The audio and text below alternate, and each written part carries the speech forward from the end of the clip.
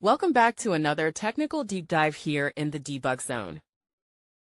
Today, we're tackling a big question and breaking it down with insights from other users. Hopefully, this clears up some misconceptions and helps you get the answer you need. So, buckle up, stay a little curious, and let's jump right in.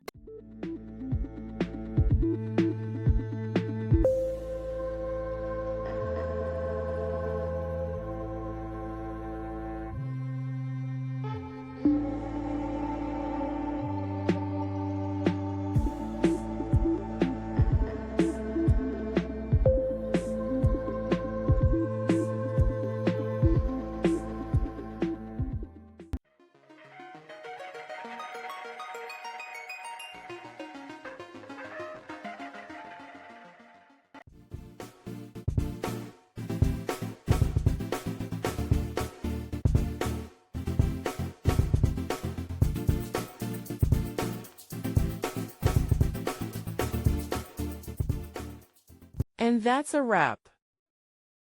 I hope you found the answer you were looking for. If you did, take a second to hit that subscribe button. It really helps out. And let me know in the comments which solution worked best for you. See you next time in the debug zone.